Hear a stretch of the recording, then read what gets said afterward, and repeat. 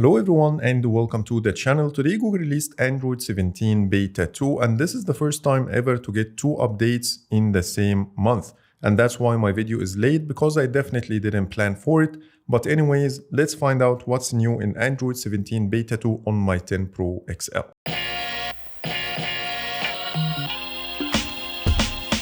Let's start with the update size and build number as usual. Here on the 10 Pro XL, it's CP21.260.206.011 and the update size is 524 megabytes. Now let's take a look at the new features. Starting with the home screen, you will see two new changes. The first one is Google reverted back to the same Google search widget we used to have before Android 17 Beta 1 and it works exactly the same way, no difference.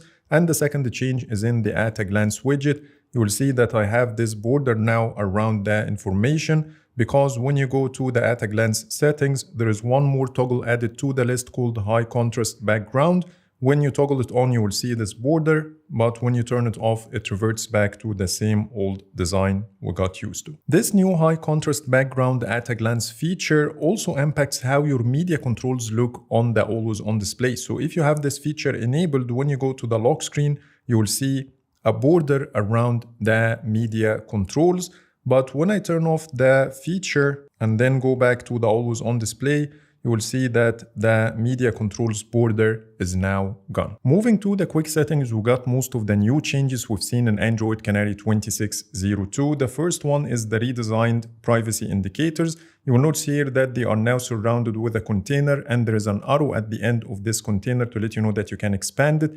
Plus, the icons are now different as well. When you compare this to the previous versions of Android, here is the old design. As you see, it looks totally different, but both work exactly the same way. The live notifications also got a bigger action button. In this case, I'm using Google Maps. You can see the exit navigation is now full width with a border around it. When you compare this to the previous versions, we only have a text button. The third change is related to the smart replies. Previously, when you get suggestions like this, when you tap on any of them, it immediately sends the message. While currently, when you tap on it, it will add it to the text box first for further edits. And then if you want to send it, you need to tap on the send button, which is a nice quality of life change. Google also added a brand new tile to the quick settings, which is called satellite. You can find it under the connectivity category.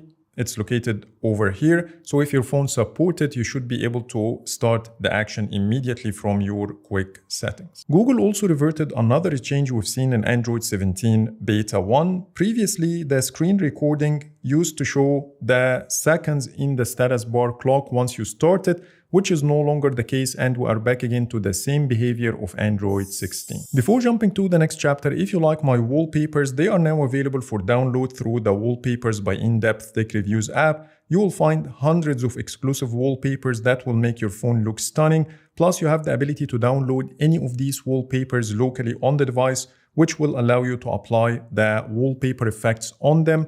If you want to give it a try, you will find Google Play Store download link in the description. And now let's get back to Android 17 Beta 2. Now it's time to show you all the new changes under settings. And the first one I spotted is when you search for the word ask, you will see here something called Ask Your Pixel, which is also the case with the previous versions of Android.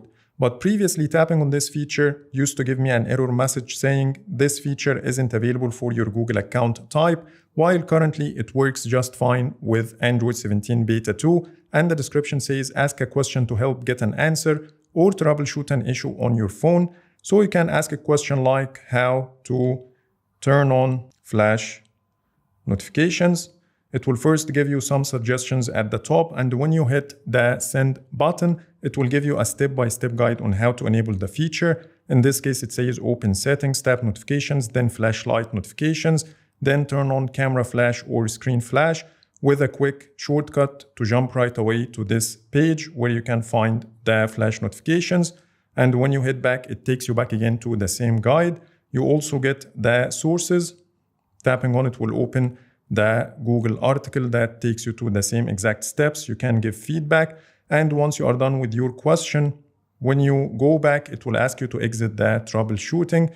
When you tap on exit, it will ask you to share your feedback. We also got a couple of visual tweaks. The first one is under security and the privacy. When you take a look here at the top banner, you will see some design tweaks. The first one is the wider scan device button, plus the shield icon at the top left is now bigger as well, and both are using a brighter green color when compared to the previous versions. The second visual tweak, when you come across any tutorial that includes a hand, now you can see it in a neutral color, while previously we used to have it in a dark brown color. And the last change under settings is Google merged the accounts and backup both into one menu, and here is how it looks. When you compare this to the previous versions, previously we used to have backup or copy data and another one for passwords, passkeys, and accounts, while currently we have accounts and backup merged together. And when you take a look here at the passwords and passkeys, it no longer shows the word accounts at the end. So these are all the new changes I spotted in Android 17 Beta 2, but Google also shared some new features in their own blog post. Some of them are not available while others are developer focused. The first one is the Bubbles feature. The description says Bubbles is a windowing mode feature that offers a new floating UI experience separate from the messaging Bubbles API, which means you can open any app in a floating window similar to the pop-up view feature of One UI. All you need to do is to tap and hold on the app icon and then drag it to the right. Then you will get a floating window that you can also resize using this handle at the top. So let's wait and see how this feature will work in person. And it says here that it should be available on phones, foldables, and also tablets. Starting this point, all the features I'm going to show you are developer focused. The first one is called Eyedropper API. The description says a new system level eyedropper API allows your app to request a color from any pixel on the display without requiring sensitive screen capture permissions, which is good for your privacy. The system will only share the hex code of the color with the app without the need to capture your whole screen, and here is how it works in action. The second change also enhances your privacy in Android 17, which is the new contact speaker. This one will only give temporary session-based read access to only the specific data fields requested by the user, instead of giving full access to your contacts data, and here is how this new contact speaker looks. Google also made it easier for the developers to capture inputs from touchpads, same as the mouse events, and there is a new handoff API that will enhance the user experience, so the developers can now share the app state with the nearby Android devices. So for example, when you start anything on your Android phone and then want to continue on the tablet, the app can now share the exact state so you can continue from where you left off instead of loading the app from scratch like before. So these are the top highlights in this blog post, but I'm going to leave its link in the description if you want to check the full list of changes. They are very technical, which is not relevant to the purpose of this video. By this, I covered all the new changes in Android 17 Beta 2, but we also got 16 different bug fixes with this build as shown now on the screen. They are ranging from performance issues, UI issues, and GPU issues.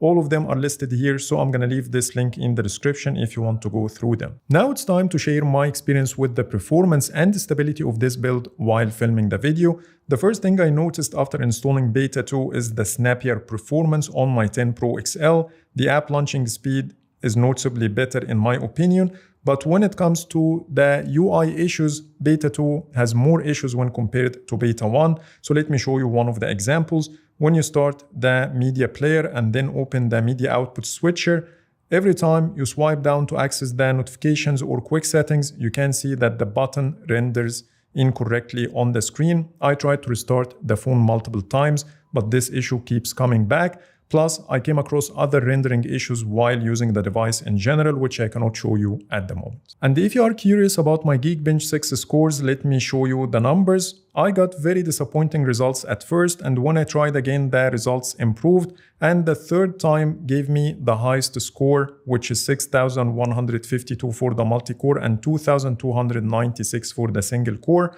When it comes to the GPU, it's about the same as usual. I got 4,518. So that's pretty much it for today. These are all the new changes I wanted to show you on Android 17 Beta 2. Please let me know in the comments if I missed anything. But for now, thanks so much for watching and see you in the next video.